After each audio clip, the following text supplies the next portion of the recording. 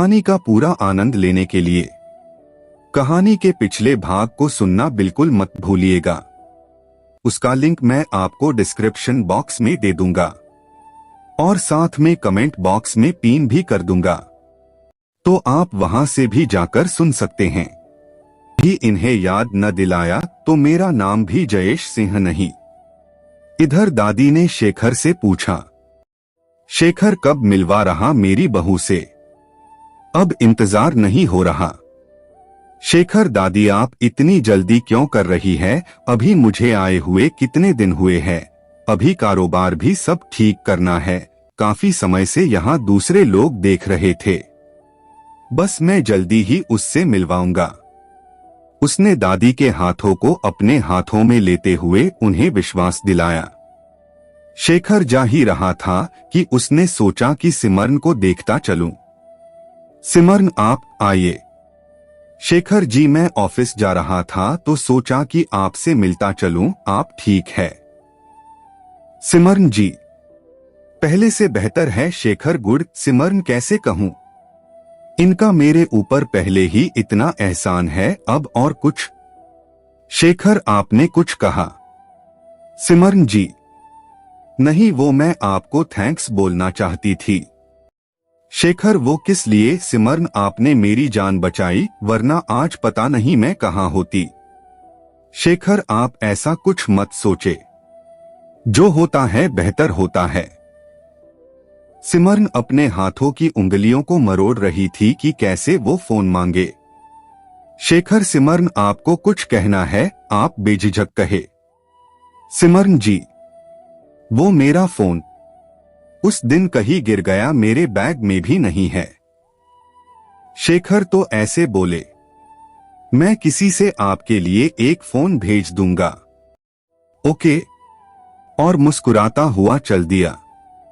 सिमरन उसे देखे जा रही थी और कुछ अजीब सी फीलिंग उसके दिल में शेखर के लिए आ रही थी। उसने अपने दिल को समझाया कि वो ऐसे ख्वाब नहीं देख सकती जो कभी पूरे ही न हो।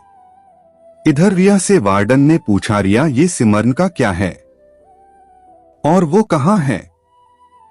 रिया मुझे नहीं मालूम मैम, वो कल ऑफिस के बाद से वापस नहीं आई और उसका फोन भी बंद आ रहा है।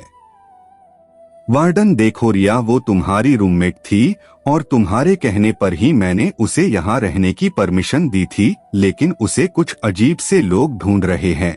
अगर तुम्हें कुछ भी पता चले तो उसे यहाँ आने से मना कर देना। मैं नहीं चाहती कि किसी एक के चक्कर में यहाँ रहने वाली सभी लड़कियों को कोई दिक्कत आए। तुम समझ गई होगी कि मैं क्या कह रही हूँ। रिया यस मैम। इधर सोना ने मौका देखकर गौरी से कहा, सोना गौरी तुम्हें एक बात बतानी थी, वो थानेदार आया था, मुझे लगता है कि मीना बाई ने उससे सिमरन की तफ्तीश के लिए कहा है। गौरी तुम सच कह रही हो सोना? सोना हाँ, क्योंकि कुछ न कुछ तो मीना बाई के दिमाग में चल रहा है और मुझे बड़ी चिंता हो रही है सिमरन की। गौरी बस मुझे ऊपर वाले पर भरोसा है, वो मेरी बेटी की रक्षा करे और इन भेड़ियों से बचाए। मुझे तो पता भी नहीं कि मेरी बच्ची किस हाल में होगी, कहाँ होगी। सोना कुछ भी, बस वो इन लोगों के हाथ न लगे। सोना गौरी तुमने इतने साल इतना बड़ा राज छुपाकर कैसे रखा? गौरी तुम्हें पता है सोना, जब मुझे पता चला कि मैं मां बनने वाली हूं तो मुझे यही डर था कि अगर वो लड़की हुई तो मीना बाई उसे भी इस कोठे पर बिठा देंगी। इसलिए मैंने मीना बाई का विश्वास जीतने की पूरी कोशिश, उसकी हर बात मानने लगी, अपने बच्चे के लिए कुछ गलत भी किया। तुम्हें याद है वो लड़की जो सिर्फ 12 साल की थी? सोना हाँ, विंदु, जिसकी मौत हो गई थी। गौरी हाँ, उसे मैंने ही तैयार किया था कि इस काम के लिए, क्योंकि मुझे मीना बाई का भरोसा जीतना था और कैसे भी करके मीना बाई का ध्यान मेरे ऊपर से कम हो ताकि मुझे आराम से बाहर आने जाने को मिल सके। और मीना बाई मुझ पर भरोसा करने लगी थी। फिर वो कुछ दिनों के लिए जब बाहर गई थी, उसी वक्त मुझे सिमरन हुई। उस वक्त सारी जिम्मेदारी मेरे ऊपर थी इस कोठे की। इसी का फायदा उठाकर मैंने अपनी बेटी को एक चाइल्ड केयर में डाल दिया और जब भी मौका मिलता उससे मिलती और जब वो बड़ी हो गई तो हॉस्टल में रख दिया। सोना, लेकिन इतना सब कुछ तुमने कैसे किया? मीना बाई को पता नहीं चला कि तुमने बेटी को जन्म दिया है। गौरी, नहीं, जब वो आई तो उसे पता चला कि मेरी डिलीवरी हो चुकी थी। मीना बाई, गौरी, मुबारक हो, जल्दी बता तूने हमारे इस बगिया लिए नया फूल खिलाया है। गौरी रोते हुए, मीना बाई मेरा बच्चा मर गया।